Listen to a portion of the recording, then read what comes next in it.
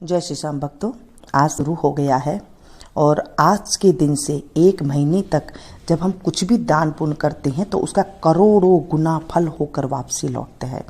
तो आज के दिन से आप बिल्कुल 1 महीने तक डेली 33 चीज़ों का दान करें।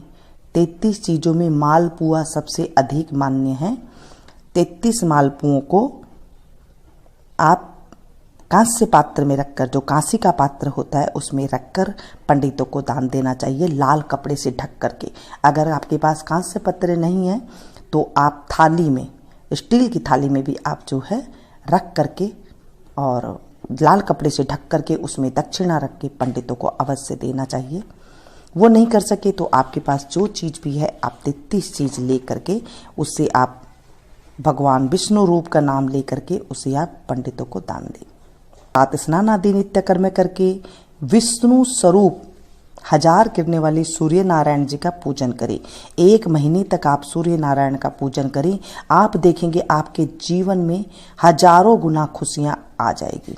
विविध प्रकार से घी, गुड़ और अन्न का नित्य दान करें तथा घी, गेहूं और गुड़ के बनाए हुए 33 पुओं को कांस्य पात्र में रखकर विष्णु रूपी सहस्त्रांशु सर्व पाप प्रणाशन अपूपान्न प्रदानेन मम पापम व्यपोहतु से प्रतिदिन दान करें।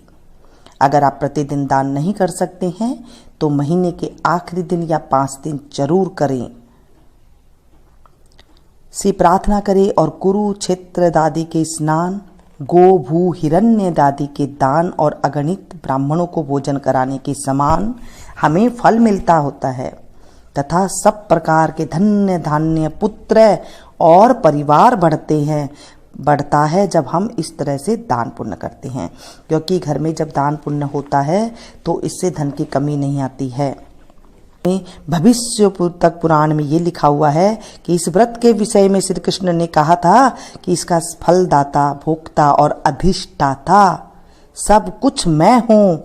इसी कारण इस महीने में केवल ईश्वर के उद्देश्य से जो व्रत, उपवास, स्नान, दान और पूजन आदि किए जाते हैं उनका अक्षय फल होता है और व्रती के संपूर्ण अनिष्ट नष्ट हो जाते हैं।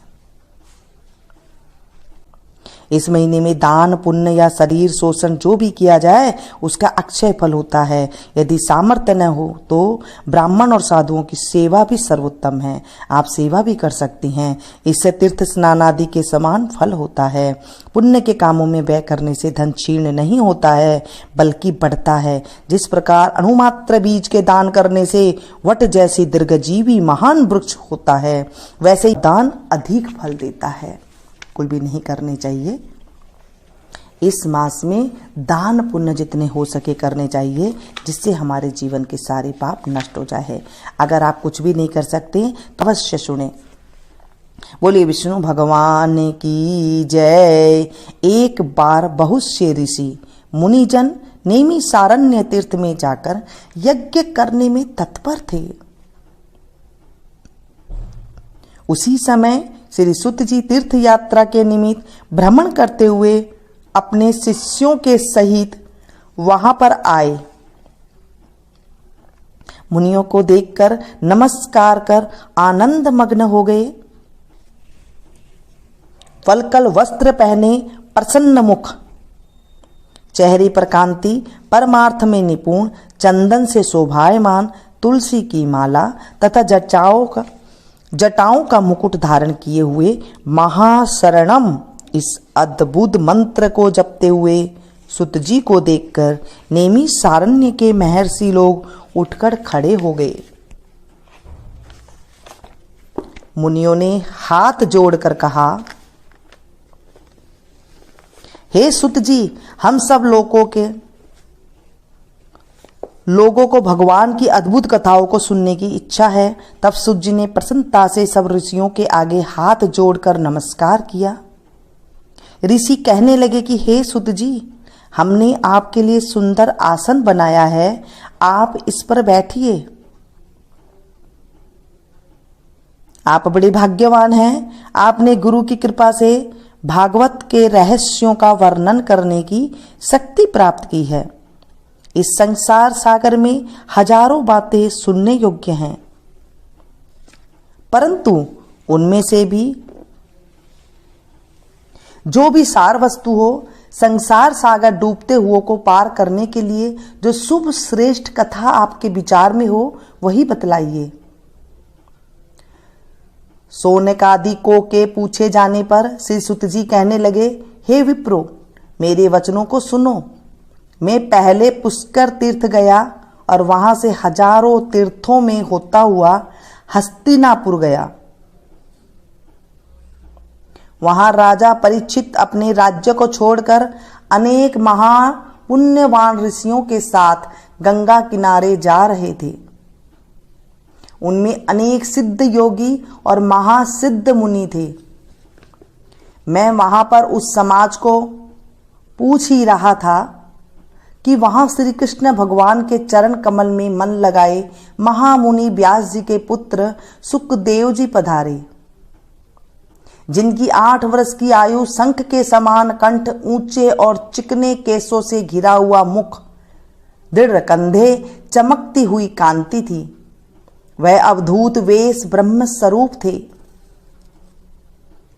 ऐसे महामुनि सुखदेव जी को देखकर सब मुनि के हाथ जोड़कर खड़े हो गए। तब मुनियों के बनाए हुए कमल चक्र जैसे ऊंचे आसन पर सुखदेव जी को बिठाया। उस पर आसन पर बैठे हुए ज्ञान समुद्र के चंद्रमा सुखदेव जी ऋषियों की पूजा को ग्रहण कर ऐसे शोभायमान हुए जैसे तारागण में चंद्रमा शोभायमान होता है। जय बोले विष्णु भगवान की जय। पुरुषोत्तम मास में, अधिक मास में गर्भ गीता का स्मरण जरूर करना चाहिए, क्योंकि इसके करने से हमें हजारों गुणों का फायदा मिलता है, लाभ मिलता है। बोलिए कृष्ण भगवान की जय, विष्णु भगवान की जय। श्री कृष्ण भगवान जी के वचन है कि जो प्राणी इस गर्भ गीता का सद्भावना से विचार मनन करता है, वह पुरुष फिर गर्भवास में नहीं आता है। अर्जुन पूछते हैं, हे कृष्ण भगवान, यह प्राणी जो गर्भ विषय आता है सो किस दोष को करके आता है? हे प्रभु जी, जब यह जन्मता है तब इसको जरा आदि रोग लगते हैं, फिर मृत्यु होती है। हे स्वामी, वह कौन सा कर्म है जिसके करने से प्राणी जन्म मरण से रहित हो जाता है? श्री भगवान जी बोलते हैं, हे अर्जुन, यह मनुष्य जो है सो अंधा व मूर्ख है, जो संसार के साथ प्रीति करता है। यह पदार्थ मैंने पाया है और वह मैं पाऊंगा, ऐसी चिंता इस प्राणी के मन से उतरती ही नहीं है। 8 पहर माया को ही मांगता है। इस बातों को करके बार बार जन्मता और मरता है। वह गर्भ भी से दुख पाता रहता है। अर्जुन कहते हैं, हे श्री कृष्ण भगवान, यह मन मस्त हाथी क्या नाई है। तृष्णा इसकी शक्ति है। यह मन तो 5 के वश में है, काम, क्रोध, लोभ, मोह और अहंकार। इन 5 में अहंकार बहुत बली है। सो कौन यत्न है जिससे मन वश में हो जाए? श्री भगवान जी कहते हैं, हे अर्जुन, यह मन निश्चय ही हाथी की नाई है। तृष्णा इसकी शक्ति है, मन 5 के वश में है, अहंकार इसमें श्रेष्ठ है। हे अर्जुन, हाथी जैसे अंकुश कुंडा के बस में होता है, वैसे ही मन रूपी हाथी को बस में करने के लिए ज्ञान रूपी अंकुश है। अहंकार करने से यह जीव नरक में पड़ता है। अर्जुन कहते हैं, हे भगवान, जो एक बार तुम्हारा नाम के लिए वन खंडों में फिरते हैं, एक बैरागी हुए हैं, एक धर्म करते हैं, इनको कैसे जाने जो वैष्णव है वह कौन है? श्री भगवान जी कहते हैं, हे अर्जुन, यह एक मेरे ही नाम के लिए वनों में फिरते हैं, वे सन्यासी कहलाते हैं। एक सिर पर जटा बांधते हैं, एक अंग पर भस्म लगाते हैं, उनमें हम नहीं हैं, क्योंकि इनमें अहंकार है। इनसे मेरा दर्शन दुर्लभ है। अर्जुन कहते हैं, हे भगवान, वह कौन सा पाप है जिससे स्त्री की मृत्यु हो जाती है? वह कौन सा पाप है जिससे पुत्र मर जाता है? और नपुंसक और कौन पाप से होता है? श्री भगवान जी कहते हैं, हे अर्जुन, जो किसी से कर्ज लेता है और देता नहीं है, इस पाप से औरत मरती है। और जो किसी का अमानत रखी हुई पचा लेता है, उसके पुत्र मर जाता है। जो किसी का कार्य किसी के गोचर आए पड़े और वह जवानी कहे कि मैं तेरा कार्य सबसे पहले कर दूंगा, तब समय आने पर उसका कार्य न करे, इस पाप से नपुंसक होता है। ये बड़ा पापी है। ये बड़े ही पाप हैं। अर्जुन कहते हैं, हे भगवान, कौन पाप से मनुष्य सदैव रोगी रहता है? किस पाप से गधे का जन्म पाता है?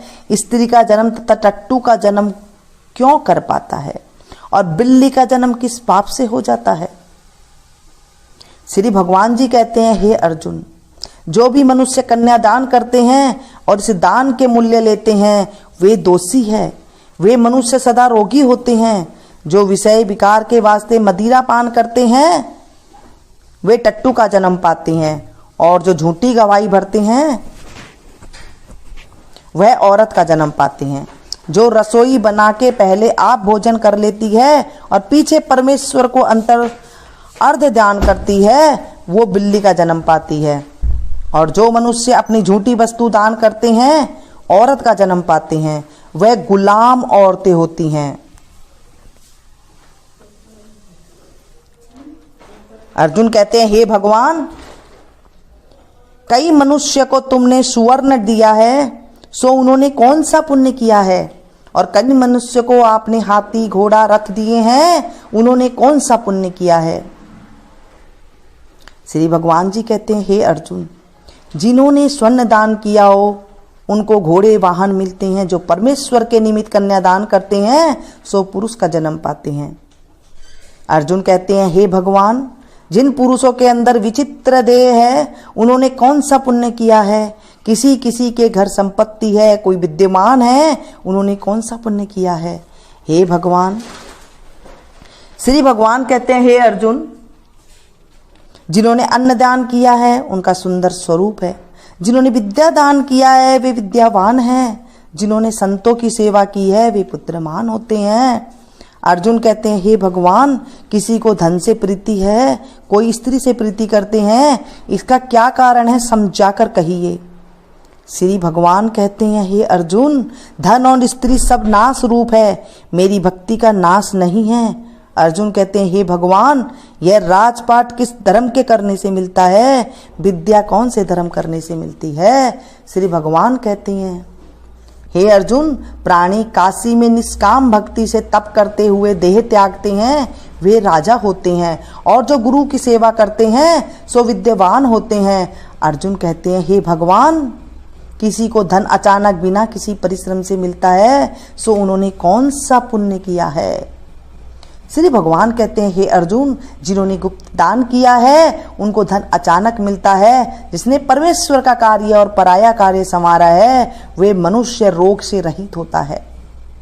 अर्जुन कहते हैं, हे भगवान, कौन सा पाप से अमली होते हैं और कौन से पाप से गूंगे होते हैं और कौन से पाप से कुष्ठी होते हैं? श्री भगवान कहते हैं, हे अर्जुन, जो आदमी नीच कुल की स्त्री से गमन करते हैं, सो अमली होते हैं। जो गुरु से विद्या पढ़कर मुकर जाते हैं, सो गूंगे होते हैं। जिन्होंने गोघात किया है, वो कुष्ठी होते हैं। अर्जुन कहते हैं, हे भगवान, जिस किसी पुरुष की देह में रक्त का विकार होता है, वह किस पाप से होता है? और दरिद्री होता है, किस खंड की वायु से होता है?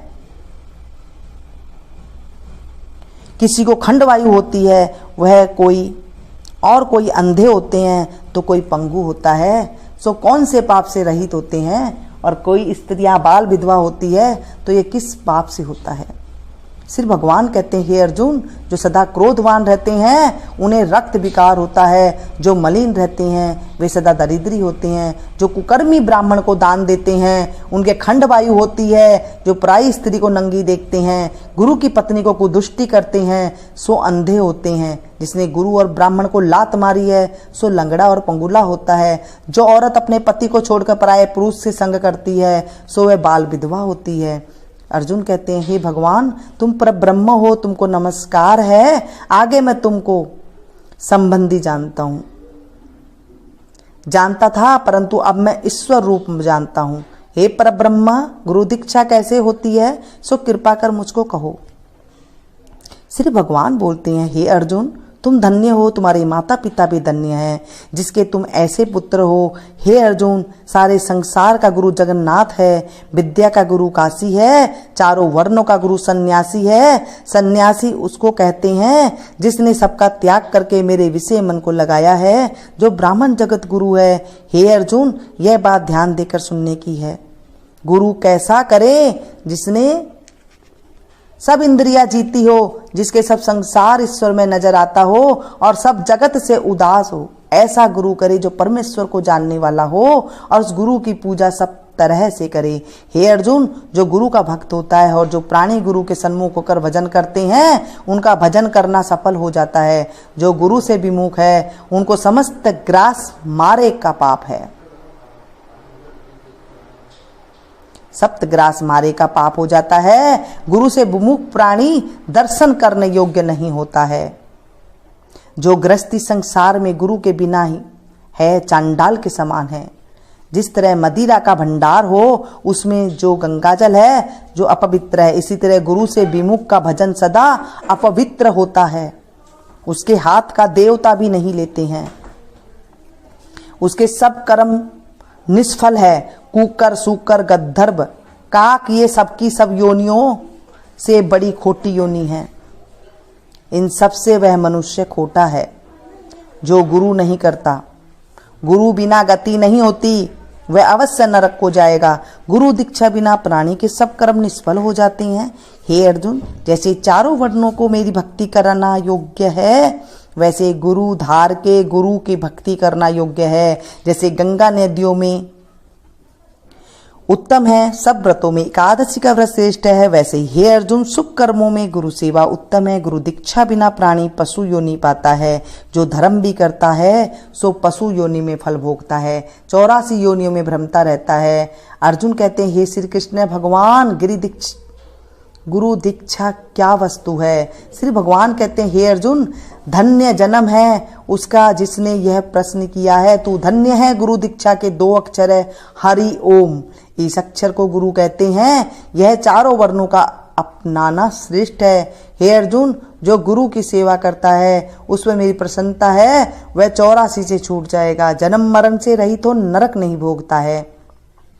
जो प्राणी गुरु की सेवा नहीं करता, वह 3.5 करोड़ वर्ष तक नरक भोगता है। जो गुरु की सेवा करता है उसको कई अश्वमेघ यज्ञ के पुण्य का फल मिलता है। गुरु की सेवा मेरी सेवा है।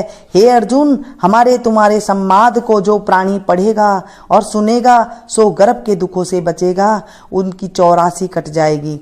इसी से इस पाठ का नाम गर्भ गीता है। इस कृष्ण भगवान जी के मुख से अर्जुन ने श्रवण किया था। गुरु दीक्षा लेने उत्तम कर्म है। उसका फल यह है कि नरक के 84 से जीव बचा जा सकता है।